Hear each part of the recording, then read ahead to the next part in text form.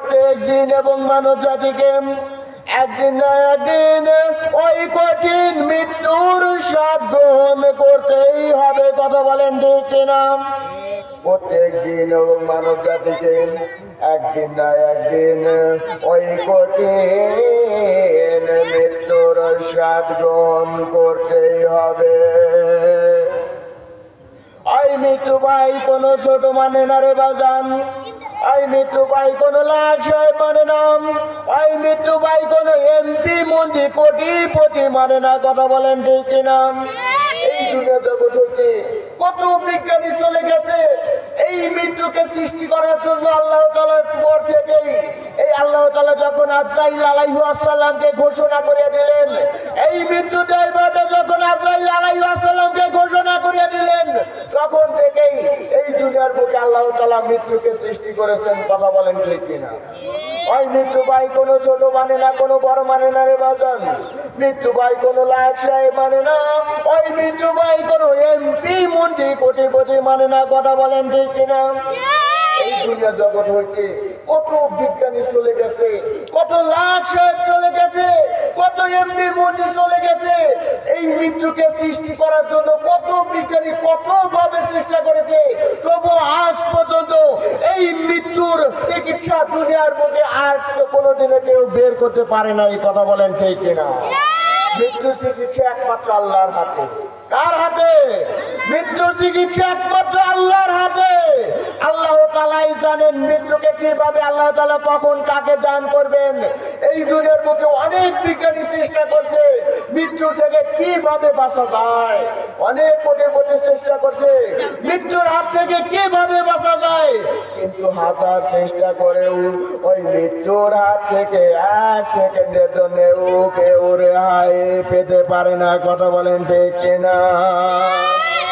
এই দুনিয়ার বুকে অনেক বিজ্ঞানী চেষ্টা করেছেন মৃত্যু চিকিৎসা কিভাবে বের করা যায়। অনেক বিজ্ঞানী চেষ্টা করেছে মৃত্যু কাছ থেকে কিভাবে রেহাই পাওয়া যায়, তবু আজ পর্যন্ত কোনো বিজ্ঞানী সফল হতে পারে না। এই কথা বলেন ঠিক কিনা? আজ পর্যন্ত কোনো বিজ্ঞানী সফল হতে পারে নাই এই মৃত্যুর চিকিৎসা বের করতে। কথা বলেন ঠিক কিনা? মৃত্যুর হাত কার হাতে? একমাত্র আল্লাহর হাতে। আমার প্রিয় সম্মানিত মুসলমান মা এবং ভাই বোনেরা, ওই বিজ্ঞানীগুলোর মধ্যে হযরত মাইকেল জ্যাকসন ছিলেন অন্যতম। নাম কি? আমরা অনেকেই মাইকেল জ্যাকসনের নাম শুনেছি। কথা বলেন ঠিক কিনা? ওই মাইকেল জ্যাকসন এমন একজন কোটিপতি ছিলেন রে বাজান। ওই মাইকেল জ্যাকসন এমন একজন বিজ্ঞানী ছিলেন। ওই মাইকেল জ্যাকসন হঠাৎ করে চিন্তা করতে লাগলেন, এই দুনিয়ার বুকে আমি 150 বছর বাঁচতে চাই। এই কারণে তিনি তার টাকার কোনো অভাব ছিল না, তার বাড়ি ঘরের কোনো অভাব ছিল না, তার কোনো কোটি টাকার কোনো অভাব ছিল না। হঠাৎ করে ওই মাইকেল জ্যাকসন চিন্তা করতে লাগলেন, এই দুনিয়ার বুকে আমি 150 বছর বাঁচতে চাই। এই কারণে তিনি তাকে দেখাশোনা করার জন্য 12 জন ডাক্তার নিযুক্ত করে রেখেছিলেন, 15 জন কাপুরুষকে নিযুক্ত করে রেখেছিলেন। তিনি যে সমস্ত খাবার খাইতেন ল্যাবরেটরিতে পরীক্ষা করে খাইতেন, এবং তিনি ঘুমাইতেন অক্সিজেন যুক্ত বিছানায় ঘুমাইতেন। চিল্লা বলেন আল্লাহু আকবার। ওই সমস্ত ডাক্তারদের খরচ, ওই সমস্ত কর্মচারীদের খরচ তিনি প্রতি মাসে একাই বহন করতে লাগলেন। কথা বলেন ঠিক কিনা? এইভাবে হঠাৎ করে চিন্তা করতে লাগলেন, এই দুনিয়ার বুকে আমি 150 বছর বাঁচতে চাই। তার বয়স যখন 35 বছর হয়ে যায়, তখন তার বয়স ছিল 35 বছর। 10 বছর যাবত যখন সে ওই সমস্ত কর্মচারীদের ওই কর্মচারীদের খরচ যখন একাই বহন করা শুরু করতে লাগলেন, আস্তে আস্তে তিনি বড় হওয়া শুরু করতে লাগলেন। হঠাৎ করে তার বয়স যখন 49 বছর 5 মাস হয়, ওই মাইকেল জ্যাকসনের বয়স যখন 49 বছর 5 মাস হয়, হঠাৎ করে তার হৃদযন্ত্র গিয়ে বন্ধ হয়ে যখন মারা যান, ওই ডাক্তারগণ কিছুই করতে পারে না। কথা বলেন ঠিক কিনা? হঠাৎ করে ওই মাইকেল জ্যাকসন ডাক্তারদেরকে প্রশ্ন করে বললেন, এ ডাক্তার সাহেব, আমি আপনাদের কি কারণে রেখেছি, কিভাবে আমার অসুখটা ঠিক করে দেন? ওই ডাক্তার করে হাউ মাউ করে চিৎকার করে কাটতে থাকে।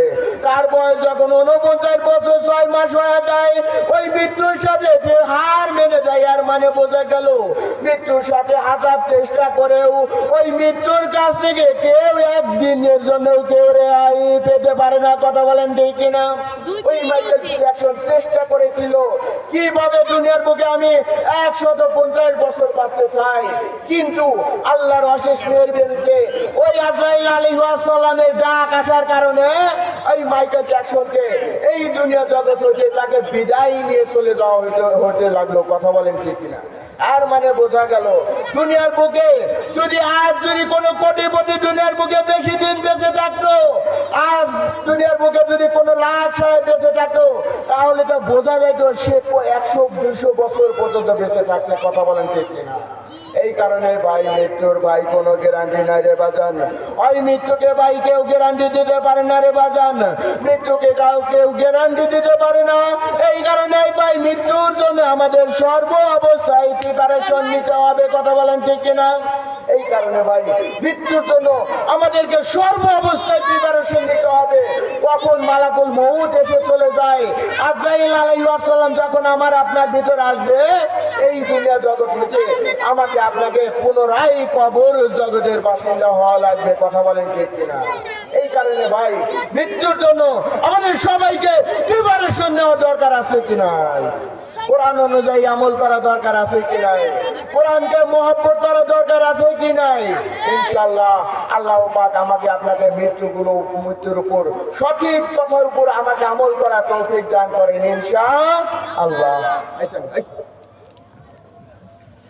আমার প্রিয় সম্মানিত মুসলমান মা এবং ভাই বোনেরা, হাদিস শরীফে বর্ণিত আছে, বান্দা যখন মারা যায় রে বাজান, মারা যাওয়ার সাথে সাথে তার সমস্ত আমলের দরজা বন্ধ হয়ে যায়। কথা বলেন ঠিক কিনা? মানুষ যখন মারা যায়, মারা যাওয়ার সাথে সাথে তার সমস্ত আমলের দরজা বন্ধ হয়ে যায়, তিনটি মাত্র আমলের দরজা খোলা থাকে। কয়টা আমল? তিনটি মাত্র আমলের দরজা খোলা থাকে। কোন ব্যক্তি যখন মারা যায়, মারা যাওয়ার সাথে সাথে তার সাথে তার সমস্ত ফেরেশতা চলে যায়। তার সাথে যে রিজিকের ফেরেশতা ছিল, ওই রিজিকের ফেরেশতা বিদায় নিয়ে চলে যায়। তার সাথে যে ফুসফুসের ফেরেশতা ছিল, ফুসফুসের ফেরেশতা চলে যায়। তার যে অন্তরের ফেরেশতা ছিল, অন্তরের ফেরেশতা বিদায় নিয়ে চলে যায়। তার সাথে যে চলাফেরা করার জন্য যে সমস্ত ফেরেশতা থাকে, সমস্ত ফেরেশতা বিদায় নিয়ে চলে যায় রে বাজান, কিন্তু তিনটি মাত্র আমলের দরজা খোলা থাকে। কয়টি আমল? তিনটি মাত্র আমলের দরজা খোলা থাকে। 1 নম্বর আমল সাদকায়ে জারিয়া। জোরে জোরে বলেন সুবহানাল্লাহ। 1 নম্বর আমল সাদকায়ে জারিয়া। হাদিস শরীফে বর্ণিত আছে, এই দুনিয়ার বুকে আপনি যদি একটি মসজিদ মাদ্রাসা তৈরি করে দিয়ে যান, আপনি যদি এই দুনিয়ার বুকে মসজিদ মাদ্রাসা তৈরি করে দিয়ে যান, ওই মসজিদ মাদ্রাসার ভিতর যতদিন পর্যন্ত মানুষ নামাজ পড়বে, ওই মসজিদ মাদ্রাসার ভিতর যতদিন পর্যন্ত মানুষ মহব্বত করবে, ওই মসজিদ যদি কিয়ামত পর্যন্ত থাকে, কাল কিয়ামত পর্যন্ত আল্লাহ তাআলা মৃত বাবা মায়ের কবরের ভিতর আজীবন সব লিখে থাকবেন। জোরে জোরে বলেন সুবহানাল্লাহ। এই দুনিয়ার বুকে আপনি যদি একটি মাদ্রাসা ঘর তৈরি করে দিয়ে যান, এই দুনিয়ার বুকে আপনি যদি একটি মসজিদ তৈরি করে দিয়ে যান, ওই মসজিদের ভিতর যতদিন পর্যন্ত মানুষ নামাজ পড়বে, ওই মসজিদে যতদিন পর্যন্ত মানুষ কোরআন পড়বে, ওই মসজিদ মানুষকে যতদিন পর্যন্ত মহব্বত করবে, ততদিন পর্যন্ত আল্লাহ পাক মৃত ব্যক্তির জন্য আজীবন সব লিখতেই থাকবেন, লিখতেই থাকবেন, লিখতেই থাকবেন। জোরে জোরে বলেন সুবহানাল্লাহ। এই কারণে ভাই আমাদের সবাইকে মসজিদকে বেশি বেশি মহব্বত করা দরকার আছে কি নাই? মসজিদের সাথে মহব্বত করা দরকার আছে কি নাই? মসজিদকে বেশি বেশি ভালোবাসার দরকার আছে কি নাই? কারণ আমার মহব্বত যদি মসজিদের সাথে থাকে, আল্লাহ তাআলা কিয়ামতের ময়দানে আল্লাহ পাক আমাকে আপনাকে ওই মসজিদের সাথেই হাসর নাসর করে দেন। জোরে জোরে বলেন সুবহানাল্লাহ। এই কারণে ভাই মসজিদকে ভালোবাসা দরকার আছে কিনা? মসজিদের সাথে আমার আপনার প্রেম মহব্বত করা দরকার আছে কি নাই? এইভাবে দ্বিতীয় নম্বরে যেই ব্যক্তি একটি দিনই প্রতিষ্ঠান তৈরি করে গেল, ওই দিনই প্রতিষ্ঠান থেকে যতদিন পর্যন্ত একজন সন্তান হাফেজ হবে, ওই দিনই প্রতিষ্ঠান থেকে যতদিন পর্যন্ত মানুষ কোরআন পড়বে, নামাজ পড়বে, কাল কিয়ামত পর্যন্ত আল্লাহ তাআলা ওই মৃত ব্যক্তিকে আজীবন সব লিখতে থাকবেন। জোরে জোরে বলেন সুবহানাল্লাহ। তেমনি ভাবে এই দুনিয়ার বুকে আপনি যদি একজন নেককারের সন্তান তৈরি করে দিয়ে যান, এই দুনিয়ার বুকে আপনি যদি একজন নেককারের সন্তান তৈরি করে দিয়ে যান, এই দুনিয়ার বুকে আপনি যদি একজন হাফেজ সন্তান তৈরি করে দিয়ে যান, এই দুনিয়ার বুকে আপনি যদি একজন ইমাম সাহেব তৈরি করে দিয়ে যান, ওই হাফেজ ইমাম মুফতি সাহেব যতদিন পর্যন্ত মাদ্রাসার সাথে মহব্বত করবে, ওই হাফেজ মুফতি সন্তান হাফেজ সন্তান যতদিন পর্যন্ত কোরআনকে মহব্বত করবে, ওই হাফেজ সন্তানের মাধ্যমে যতদিন পর্যন্ত মাদ্রাসার মাধ্যমে যত হাজার হাজার মাদ্রাসা হাফেজ হবে, ততদিন পর্যন্ত আল্লাহ তাআলা ওই সমস্ত হাফেজ সাহেবদের, ওই সমস্ত নেককার সন্তানদের কবরের ভিতর আল্লাহ তাআলা আজীবন সব লিখতেই থাকবেন, লিখতেই থাকবেন, লিখতেই থাকবেন। জোরে জোরে বলেন সুবহানাল্লাহ। এই কারণে আমাদের সবাইকে নেককার সন্তান হওয়া দরকার আছে কিনা? আমাদের সবাইকে নেককার সন্তান হওয়া দরকার আছে কি নাই? হাদিস শরীফে বর্ণিত আছে, একজন নেককার সন্তান হলো পৃথিবীর সবথেকে দামি সম্পদ। জোরে জোরে বলেন সুবহানাল্লাহ। পৃথিবীর ভিতর সবথেকে দামি সম্পদ হলো একজন নেককার সন্তান। এই দুনিয়ার বুকে আমরা তো দামি সম্পদ মনে করি যার বিঘা বিঘা সম্পত্তি আছে, কথা বলেন ঠিক কিনা? এই দুনিয়াতে আমরা বুঝি যার বিঘা বিঘা সম্পত্তি আছে, যার 10 তলা 20 তলা বিল্ডিং এর মালিক আছে, যার ব্যাংক ব্যালেন্সের ভিতর লক্ষ লক্ষ টাকা আছে, আমরা তো তাকেই বলি সবচেয়ে বেশি দামি সম্পদ, কথা বলেন ঠিক কিনা? কিন্তু হাদিস শরীফে বর্ণিত আছে, এই দুনিয়ার বুকে একজন নেককার সন্তান, একজন হাফেজ, একজন মুফতি সাহেব, একজন মাওলানা সাহেব হলো সবচেয়ে দামি সম্পদ। জোরে জোরে বলেন সুবহানাল্লাহ। এই কারণে আমি আপনাদের সবাইকে হাফেজ হওয়া দরকার আছে কি নাই? আমার প্রিয় সম্মানিত মুসলমান মা এবং ভাই বোনেরা, একজন হাফেজ সাহেবের দাম আছে কি নাই? হাদিস শরীফে বর্ণিত আছে, কোন পরিবারের ভিতর যে সকল বাবা মায়ের একজন হাফেজ সন্তান আছে, ওই পরিবার অত্যন্ত সৌভাগ্যবান। জোরে জোরে বলেন সুবহানাল্লাহ। একজন হাফেজ সাহেব হলেন সবচেয়ে বড় অলরাউন্ডার। সুবহানাল্লাহ বলেন। কারণ ওই হাফেজ সাহেব শুধু দুনিয়ার বুকেই সম্মান পাবেন না, আল্লাহ তাআলা তাকে কবর জগতেও সম্মান দান করবেন। জোরে জোরে বলেন সুবহানাল্লাহ। এই দুনিয়ার বুকে আপনি যত ধরনের বিসিএস পাস করেন, এই দুনিয়ার বুকে আপনি যত ধরনের বিসিএস পাস করেন, এই দুনিয়ার বুকে যত বড় বড় এমবিবিএস পাস করেন, এই দুনিয়ার বুকে আপনি যত বড় বড় টার্গেট করেন না কেন, কবরের ভিতর কোনো দাম পাবেন না, কথা বলেন ঠিক কিনা? আপনি বিসিএস পাস করে অন্তত দুনিয়ার বুকে দাম পাবেন। কিন্তু একজন হাফেজ সাহেব যদি হয়, ওই পরিবারের ভিতর হাফেজ সাহেব শুধু দুনিয়ার বুকে সম্মান পাবেন না, আল্লাহ তাআলা তাকে কবর জগতেও সম্মান দান করবেন। জোরে জোরে বলেন সুবহানাল্লাহ। হাফেজ সাহেবদেরকে আল্লাহ তাআলা কাল কিয়ামতের ময়দানে 30 পারা, ওই ব্যক্তির ভিতর 30 পারা কোরআন থাকার কারণে এই 30 পারা দাগ তার জন্য দুনিয়া হয়ে যাবে। এই দুনিয়ার বুকে ওই হাফেজ সাহেবকে কিয়ামতের ময়দানে হাফেজ সাহেবদেরকে প্রশ্ন করে বলা হবে, আমাকে কি চিনতে পারছো? হাফেজ সাহেব বলতে থাকবে, কি ভাই, আমি তো আপনাকে চিনতে পারছি না, আমি হলাম তোমার দুনিয়ার সাথী, আমি হলাম দুনিয়ার বন্ধু। দুনিয়ার বুকে তুমি যে আমাকে 30 পারা কোরআন আমার জন্য মুখস্থ করেছিলে, 30 পারা কোরআন তুমি যে আমাকে মুখস্থ করেছিলে, এই কোরআনকে যদি আমাকে মহব্বত করেছিলে, এই কোরআনকে তুমি ভালোবাসেছিলে, এই কারণে আমি এই 30 পারা কোরআনের কারণে আমি তোমাকে আমার এই সঙ্গী হয়ে গেলাম। জোরে জোরে বলেন সুবহানাল্লাহ। এই কারণে বন্ধু বানাইতে হবে কোরআনকে। কাকে বন্ধু বানাইতে হবে? কোরআনকে বন্ধু বানাইতে হবে। এই পৃথিবী পৃথিবীর আসল বন্ধু হলো পবিত্র কোরআন, কথা বলেন ঠিক কিনা? এই পৃথিবীর বুকে আসল সাথী হলো কোরআন।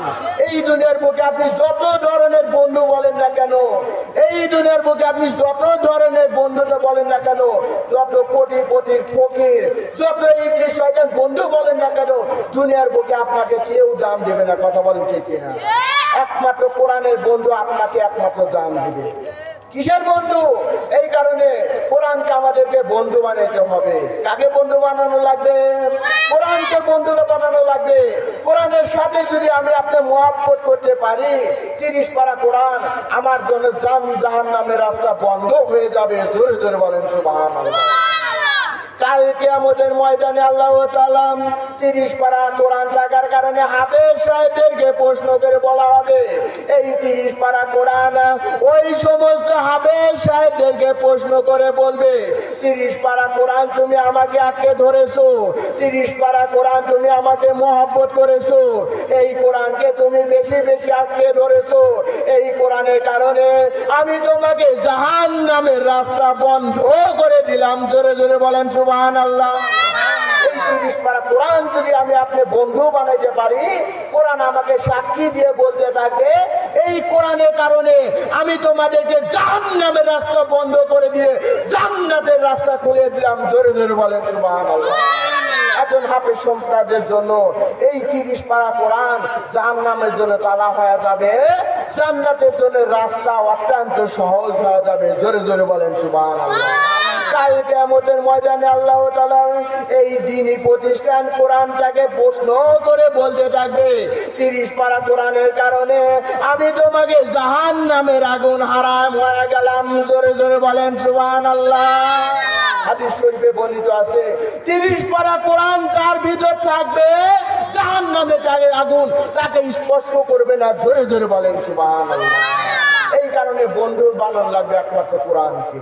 কাকে বন্ধু বানানো লাগবে? সাথী বানানো লাগবে কোরআনকে।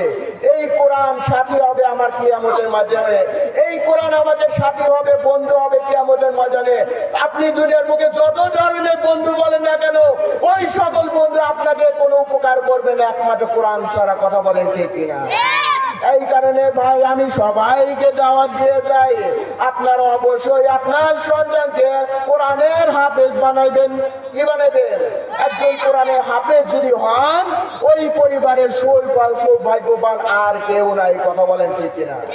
হাদিস শরীফে বর্ণিত আছে, একজন কোরআনের হাফেজ যদি কোনো একজন কোরআনের হাফেজ যদি কবরের ভিতর ওই পিতা মাতার জন্য যদি দোয়া করে, রব্বির হামহুমা কামা রাব্বায়ানি সগীরা, আল্লাহ তাআলা ওই কোরআনওয়ালার হাফেজ সাহেবের বরকতে আল্লাহ তাআলা ওই সমস্ত মৃত বাবা মাকে মাফ করে দিবেন, জান্নাতের সেই চিঠি দিয়ে দিবেন। জোরে জোরে বলেন সুবহানাল্লাহ। এই কারণে একজন হাফেজ সাহেব শুধু দুনিয়ার বুকেই সম্মান পাবেন না, একজন হাফেজ সাহেব কবর জগতের জন্যও সম্মান। জোরে জোরে বলেন সুবহানাল্লাহ। একজন হাদিস শরীফে বর্ণিত আছে, একজন হাফেজ সাহেবের পিতা মাতাকে আল্লাহ তাআলা নূরের টুপি পরাইবেন। জোরে জোরে বলেন সুবহানাল্লাহ। এই কারণে ভাই আমি আপনাদের সবাইকে দাওয়াত দিয়ে যাই, আপনার সন্তানকে অবশ্যই হাফেজ বানানোর চেষ্টা করবেন। একজন হাফেজ হলে শুধু দুনিয়ার বুকেই সম্মান পাবে না, আল্লাহ তাআলা মৃত বাবা মাকে জান্নাতের পোশাক পরিয়ে দিবেন। জোরে জোরে বলেন সুবহানাল্লাহ। হাদিস শরীফে বর্ণিত আছে, ওই সমস্ত হাফেজ সাহেবদের পিতা মাতাকে যখন নূরের পোশাক পরানো হবে, তখন আল্লাহর কাছে ওই সমস্ত পিতা মাতা প্রশ্ন করে বলতে থাকবে, আল্লাহ এই দুনিয়ার বুকে আমি তো কিছুই করি নাই, কিভাবে আমার এই জান্নাতের পোশাকটা আসলো? এবার মৃত ব্যক্তিকে আল্লাহ তাআলা ওই সমস্ত মৃত ব্যক্তিকে প্রশ্ন করে বলতে থাকে, দুনিয়ার বুকে তুমি যে তোমার সন্তানকে হাফেজ বানাইছিলে, এই দুনিয়ার বুকে তোমার সন্তানকে যে হাফেজ বানাইছিলে, এই দুনিয়ার বুকে তোমার সন্তানকে যে আলেম বানাইছিলে, এই দুনিয়ার বুকে যুগে তোমার সন্তানকে মুফতি সাহেব বানাইছিলে, এই মুফতি সাহেব হওয়ার কারণে 30 পারা কোরআন আপনি পকেটের ভিতর থাকার কারণে, অন্তরের ভিতর থাকার কারণে আমি তোমাকে মৃত বাবা মাকে জান্নাতের পোশাকটা দিয়া দিলাম। জোরে জোরে বলেন সুবহানাল্লাহ। কারণে ভাই, একজন হাফেজ সাহেবের পিতা মাতা হবে সবথেকে বড় সৌভাগ্যবান। জোরে জোরে বলেন সুবহানাল্লাহ। একজন হাফেজ সন্তান হলো সবচেয়ে বড় অলরাউন্ডার। একজন ইমাম সাহেব হলো সবচেয়ে বড় অলরাউন্ডার। একজন ইমাম মুফতি সাহেব হচ্ছেন সবচেয়ে বড় অলরাউন্ডার। একজন মৌলানা সাহেব হচ্ছেন সবচেয়ে বড় অলরাউন্ডার। কথা বলেন ঠিক কিনা? কারণ দুনিয়ার বুকে আপনি বিসিএস পাস করেন, এমবিবিএস পাস করেন, কবরের ভিতর কোনো দাম পাবেন না একমাত্র কোরআন ছাড়া।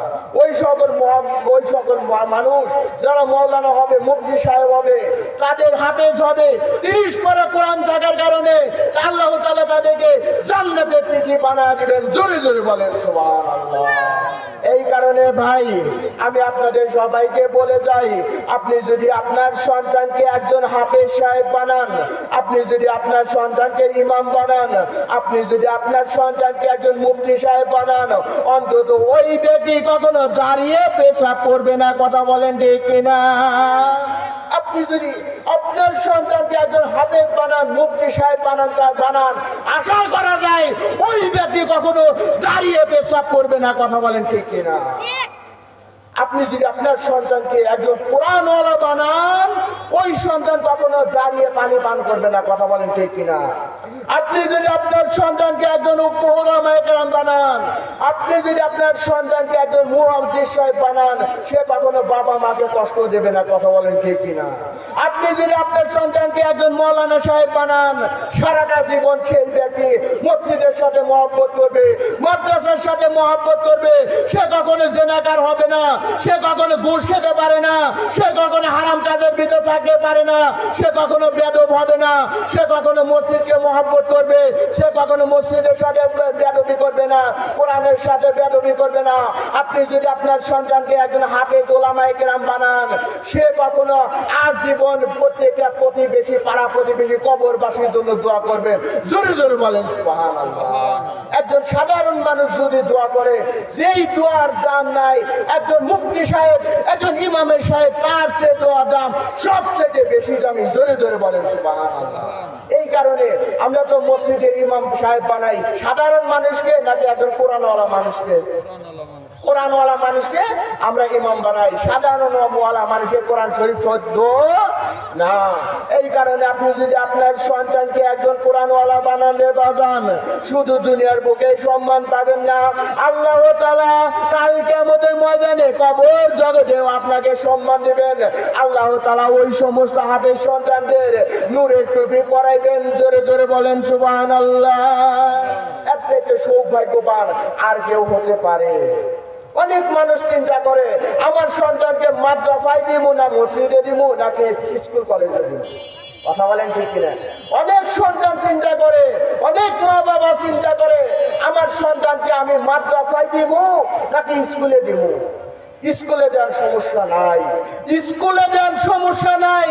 কোরআনওয়ালা হইতে কোনো টাকা পয়সা লাগে না, ইমামওয়ালা হইতে কোনো টাকা পয়সা লাগে না, নামাজওয়ালা হইতে কোনো টাকা পয়সা লাগে না, এমনকি আল্লাহওয়ালা হইতে কোনো টাকা পয়সা লাগে না, জিকিরওয়ালা হইতে কোনো টাকা পয়সা লাগে না। কথা বলেন ঠিক কিনা? আপনি যদি ইচ্ছা করেন, আমি ঘরে বসে জেনারেল স্কুলের পাশাপাশি আমি একজন হাফেজ হবে, আপনাকে কেউ ঠেকাবে না। কথা বলেন ঠিক কিনা? আপনি যদি ইচ্ছা করেন, আমি স্কুল কলেজের পাশাপাশি একজন হাফেজ হব, আপনাকে কেউ ঠেকাতে পারবে না।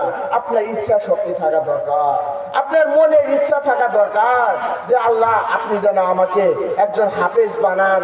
আপনি ঘরে বসে বসে কোরআন শরীফ পড়তে পারেন, ঘরে বসে বসে কোরআন পড়বেন, আপনাকে কেউ ঠেকাইতে পারবে না। অথবা আপনি একজন ইমাম সাহেব নিযুক্ত করে রাখলেন, সেই ইমাম সাহেব আপনাকে একজন হাফেজ বানাইবে। এই কারণে ভাই, কোরআনওয়ালা হইতে কোনো টাকা পয়সা লাগে না, আল্লাহওয়ালা হইতে কোনো টাকা পয়সা লাগে না, এমনকি জিকিরওয়ালা হইতে কোনো টাকা পয়সা পয়সা লাগে না, লাগে শুধু মনের ইচ্ছা এবং আকাঙ্ক্ষা। কথা বলেন ঠিক কিনা? আল্লাহ তাআলা আমাদের ঘরে ঘরে সন্তান তৈরি করে দেন, আমাদের সন্তানদেরকে হাফেজ তৈরি করে দেন, ঘরে ঘরে ইমাম সাহেব তৈরি করে দেন, ঘরে ঘরে একজন মৌলানা সাহেব তৈরি করে দেন, ঘরে ঘরে আপনি আমাদের আল্লাহ, আপনি আমাদেরকে ঘরে ঘরে একজন কোরআনওয়ালা তৈরি করে দেন আল্লাহ, কোরআনওয়ালা নামাজওয়ালা তৈরি করে দেন আল্লাহ, হারাম থেকে আমাদেরকে মুক্ত করেন আল্লাহ, আমাদেরকে কবর জগৎকে শান্তি করে দেন আল্লাহ। যে সকল বাবা মা কবর জগতে চলে গেছে আল্লাহ, আজকের মাহফিলখানা উসিলা করে, কোরআনের উসিলা করে আপনি সকল কবরবাসীকে মাফ করে দেন। সবাই জোরে জোরে বলে আমিন। একটু জিকির করে লা ইলাহা ইল্লাল্লাহ, লা ইলাহা ইল্লাল্লাহ, লা ইলাহা ইল্লাল্লাহ মুহাম্মাদুর রাসূলুল্লাহ। সবাই জোরে জোরে বলে সাল্লাল্লাহু আলাইহি ওয়াসাল্লাম। আমার প্রিয় সম্মানিত মুসলমান মা এবং ভাই বোনেরা, আল্লাহ তাআলা মানব জাতিকে ঘোষণা করিয়া দিলেন, আমার খলাকাতুল জিন্না ওয়াল ইনসা ইল্লা লিয়াবুদুন। জোরে জোরে বলেন সুবহানাল্লাহ। আল্লাহ তাআলা মানব জাতিকে ঘোষণা করিয়া দিলেন, প্রত্যেক জিন এবং জাতিকে একমাত্র শুধুমাত্র কেবলমাত্র আমার ইবাদত বন্দেগী করার জন্য এই সৃষ্টি করেছি। জোরে জোরে বলেন সুবহানাল্লাহ। এই কারণে নামাজ পড়া লাগবে আল্লাহর জন্য। কার জন্য? নামাজ পড়া লাগবে আল্লাহর জন্য, কোরআন পড়া লাগবে একমাত্র আল্লাহর জন্য, হজ আদায় করতে হবে একমাত্র আল্লাহর জন্য। আমাদের মাঝে এমনও মুসলমান আছে নামাজ পড়ে না। কথা বলেন ঠিক কিনা?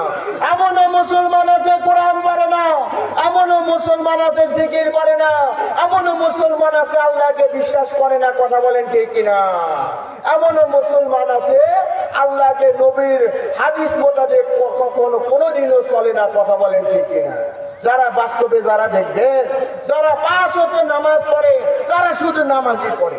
কথা বলেন ঠিক কিনা? যারা শুধু নামাজই পড়ে তারা শুধু নামাজই পড়ে, যারা কোরআন পড়ে তারা শুধু কোরআনই পড়ে, যারা জিকির করে তারা শুধু জিকিরই করে। অথচ কোনো হঠাৎ করে কোনো বেনামাজি নামাজি হয়েছে এরকম রেকর্ড খুঁজে পাওয়া যায় না। কথা বলেন ঠিক কিনা? কারণ আর একটা বিজ্ঞানী কোরআন এবং হাদিসের আলোকে আমাদের একটা সমস্যা আছে। কথা বলেন ঠিক কিনা? হাদিস শরীফে বর্ণিত আছেন, আল্লাহর রহমতে প্রত্যেক মানব জাতিকে আল্লাহ তাআলা বুকের ভিতর এমন এক ধরনের গোশতের টুকরা রয়েছে, প্রত্যেক মানব জাতির বুকের ভিতর এমন এক ধরনের গোশতের টুকরা রয়েছে যাকে আমরা কলব বলি। কি বলি? যাকে আমরা কলব বলি, যা মানুষের ভালো মন্দ দিক নির্দেশনা দেয়। কথা বলেন ঠিক কিনা? হাদিস শরীফে বর্ণিত আছে, ওই কলবটা যদি আমার আপনার যদি ধবধবে সাদা হয়ে যায়, ওই কলবটা যদি আমার আপনার জন্য ধবধবে সাদা থাকে, তবে আমাদেরকে ভালো কাজের প্রতি মন বসে, নামাজ পড়ার প্রতি মন বসে, জিকির করার প্রতি মন বসে, এমনকি কোরআন পড়তে মন বসে। কথা বলেন ঠিক কিনা? আর ওই অন্তর কলবটা যদি কালো হয়ে যায়, কলমের মতো কালোই হয়ে যায়, আমাদের নামাজের প্রতি আর মন বসে না, জিকিরের প্রতি কোনো মন বসে না, কোরআন পড়তে কোনো মন বসে না। শুধু তাই নয়, আর এমনকি হালাল খেতেও মন বসে না। কথা বলেন ঠিক কিনা? হাদিস শরীফে বর্ণিত আছে, বান্দা যখন একটি ভালো কাজ করার জন্য উদ্যোগ গ্রহণ করে, আল্লাহর রহমতে তার অন্তর কলবটা সাদা হয়ে যায়। জোরে জোরে বলেন সুবহানাল্লাহ। বান্দা যখন একটি ভালো কাজের উদ্যোগ গ্রহণ করার কারণে তার অন্তরটা সাদা হয়ে যায়, এবং যখন একটি পাপ কাজ করার কারণে তার অন্তরটা কালো হয়ে যায়। এইভাবে ভালো কাজ করতে তার অন্তরটা যখন ধবধবে সাদা হয়ে যায়, তখন তার নামাজের প্রতি মন বসে, জিকিরের প্রতি মন বসে, কোরআনের প্রতি মন বসে, আল্লাহর প্রতি মন বসে।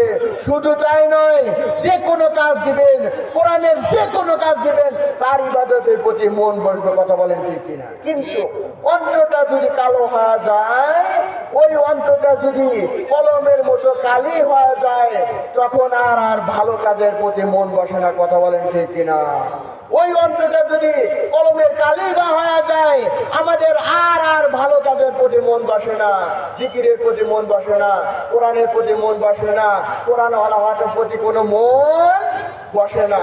এই কারণে আচ্ছা বলেন তো, আপনি একটি ধবধবে সাদা জামা পরছেন, হঠাৎ করে এই ধবধবে সাদা জামার কাপড়ের সাথে যদি কলমের কালি লাগে, ওই ওই কাপড় কি পরতে মন চায়? হঠাৎ করে ধবধবে সাদা জামা কাপড় পরেছেন, ওই কাপড়ের সাথে যদি হঠাৎ করে কলমের কালি খিস মেরে যায়, তাহলে কিন্তু ওই কাপড়টা আর পরতে মন চায় না। কথা বলেন ঠিক কিনা? তেমনি ভাবে আপনি আপনার অন্তরটা যদি সাদা বানান, কোরআন পড়ার প্রতি, আল্লাহর প্রতি, জিকিরের প্রতি আপনার মন বসবে। ওই অন্তরটা যদি, কলমটা যদি কালো হয়ে যায়, ধীরে ধীরে কালি বানায় ফেলান, ওই আমাদের নামাজের প্রতি মন বসবে না, কোরআনের প্রতি মন বসবে না।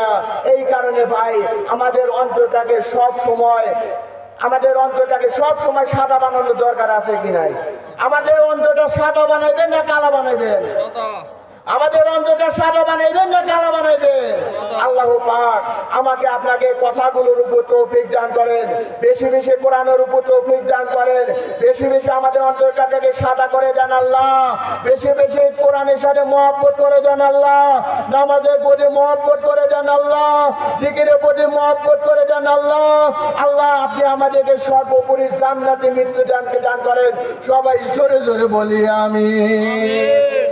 আমার প্রিয় সম্মানিত মুসলমান মা এবং ভাই বোনেরা, আমরা তো অনেকেই আংটি ব্যবহার করি, হাতে কি ব্যবহার করি? আমার প্রিয় সম্মানিত মুসলমান মা এবং ভাই বোনেরা, অজু ভঙ্গের ভিতর অন্যতম কারণ হলে সারা শরীরের ভিতর, হাতের ভিতর, পায়ের ভিতর যদি সঠিকভাবে পানি না যায়, অজুর পানি যদি হাত পায়ের ভিতর, চোখের ভিতর, কানের ভিতর যদি পুরোপুরি না ঢোকে, তাহলে কিন্তু আমাদের অজু হয় না। আমাদের স্বাভাবিকভাবে 70-80% মানুষকে দেখা যায় হাতে আংটি ব্যবহার করে, 1টা 2টা 3টা 4টা। কথা বলেন ঠিক কিনা? 80% লোককে দেখা যায় সে আংটি ব্যবহার করে। আমি অনেক নামাজি মুসলমানকে দেখছি, সে ওযু করার সময় আংটি খোলে। সে কখনো আমি দেখলাম অনেক মুসলমান আংটি ব্যবহার করার সাথে সাথে ওই হাতের ভিতর কিন্তু ঠিক মতো পানি ঢোকে না। কথা বলেন ঠিক কিনা? পশমের গড়ে গড়ে কখনো ঠিক মতো পানি ঢোকে না। ওইভাবে ওযু করে সে নামাজে দাঁড়িয়ে গেছে।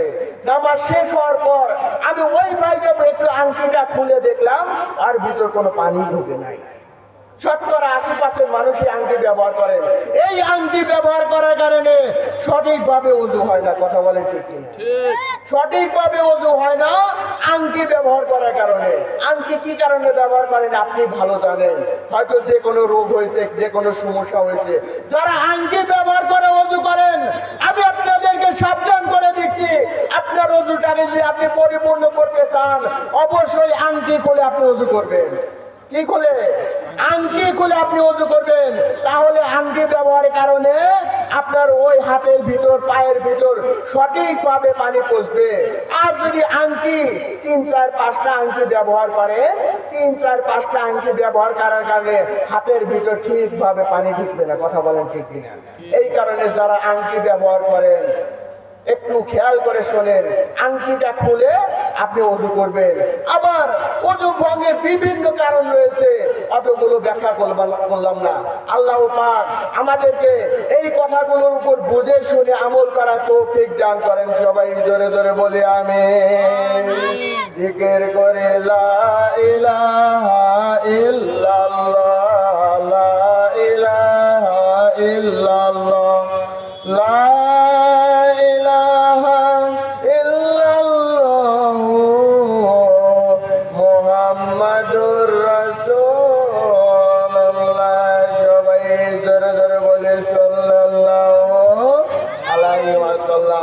আমার প্রিয় সম্মানিত মুসলমান মা এবং ভাই বোনেরা, সবচেয়ে শ্রেষ্ঠ দিন হলো শুক্রবার।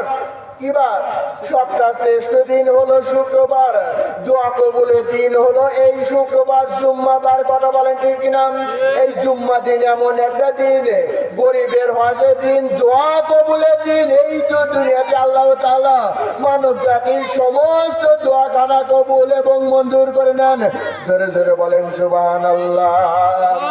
হাদিস শরীফে বর্ণিত আছে, এই জুম্মা দিনে যেই ব্যক্তি সকাল সকাল গোসল করে, এই জুম্মা দিনে যেই ব্যক্তি সকাল সকাল গোসল করে, সুন্দর জামা কাপড় পরিধান করে, পায়ে হেঁটে আতর ব্যবহার করে, সুগন্ধি ব্যবহার করে, পায়ে হেঁটে মসজিদের দিকে গমন করে, আল্লাহ তাআলার অশেষ মেহেরবানিতে আল্লাহ তাআলা তাকে সর্বপ্রথম একটি উট কুরবানি করার সব দান করবেন। জোরে জোরে বলেন সুবহানাল্লাহ। এইভাবে জুম্মা দিনে যেই ব্যক্তি সকাল সকাল গোসল করে, সুন্দর আতর মেখে, জামা কাপড় পরিধান করে, হাঁটি হাঁটি পায়ে পায়ে ইমামের সামনে বসে সর্বপ্রথম পায়ে হেঁটে আবারও পায়ে হেঁটে মসজিদের দিকে গমন করে, আবার বাড়ির দিকে গমন করে, আল্লাহ তাআলা তাকে একটি উট কুরবানি করার সব দান করবেন। জোরে জোরে বলেন সুবহানাল্লাহ। আচ্ছা বলেন তো, আমাদের সবাইকে কি উট কুরবানি দেওয়ার সামর্থ্য আছে? আমাদের সবাইকে উট কুরবানি দেওয়ার সামর্থ্য আছে? এইভাবে জুম্মা দিনে যেই ব্যক্তি দ্বিতীয়বার গমন করবে, আল্লাহ তাআলা দ্বিতীয় ব্যক্তিকে একটি গাভী কুরবানি করার সব দান করবেন। জোরে জোরে বলেন সুবহানাল্লাহ। এইভাবে জুম্মা দিনে তৃতীয় ব্যক্তিকে আল্লাহ তাআলা একটি খাসি কুরবানি করার সব দান করবেন। এইভাবে জুম্মা দিনে আল্লাহ তাআলা পরপর আসা ব্যক্তিকে একটি করে ডিম কুরবানি করার সব দান করবেন। জোরে জোরে বলেন সুবহানাল্লাহ। হাদিস শরীফে বর্ণিত আছে, এই জুম্মা দিনে আল্লাহ তাআলা আদম আলাইহিস সালামকে সৃষ্টি করেছেন। এই জুম্মা দিনে আল্লাহ তাআলা আদম আলাইহিস সালামকে জান্নাতের ভিতর প্রবেশ করাইছিলেন। এই জুম্মা দিনে আল্লাহ তাআলা এই জুম্মা দিনে আদম আলাইহিস সালামকে জান্নাত থেকে বের করে দিয়েছেন এই জুম্মা দিনে। এই জুম্মা দিনে অনেক মুসলমান হিন্দু মুসলমান হয়েছে এই জুম্মা দিনে। এই যে হাদিস শরীফে বর্ণিত আছে, এই জুম্মা দিনে যেই ব্যক্তি নবীর উপর একবার দরুদ শরীফ পাঠ করে, আল্লাহ তাআলা তাকে 10 বার রহমত দান করেন। জোরে জোরে বলেন সুবহানাল্লাহ। এই জুম্মা দিনে যেই ব্যক্তি রাসূলের উপর একবার দরুদ শরীফ পাঠ করবে, আল্লাহ তাআলা তাকে 10 বার দরুদ শরীফ পাঠ করার সব দান করবেন। জোরে জোরে বলেন সুবহানাল্লাহ। হাদিস শরীফে বর্ণিত আছে, আল্লাহর হাবিব রাসূলুল্লাহ সাল্লাল্লাহু আলাইহি ওয়াসাল্লাম সাহাবাদেরকে প্রশ্ন করে বললেন, ও সাহাবাগণ, তোমাদের ভিতরে এমন একটা দিন আছে যেই দিনে আল্লাহ তাআলা জুম্মা দিন রয়েছে, ওই জুম্মা দিনে আল্লাহ তাআলা দোয়া কবুল করে দেন। এবার সাহাবাগণ আল্লাহর হাবিব রাসূলুল্লাহ সাল্লাল্লাহু আলাইহি ওয়াসাল্লামের কাছে প্রশ্ন করে বললেন, ইয়া রাসূলুল্লাহ সাল্লাল্লাহু আলাইহি ওয়াসাল্লাম, সময়টা কখন? আল্লাহর হাবিব রাসূলুল্লাহ সাল্লাল্লাহু আলাইহি ওয়াসাল্লাম ফরমান, বাদ আসর হইতে বাদ মাগরিব পর্যন্ত এই সময়ের মধ্যে যেই ব্যক্তি আল্লাহর কাছে বেশি বেশি ইস্তিগফার পাঠ করবে, নামাজ পড়বে, আল্লাহ তাআলা জুম্মা দিনে উসিলা করে তাকে সব দোয়া কবুল এবং মঞ্জুর করে নেন। এই কারণে সর্বোপরি ভাই বলতে চাই,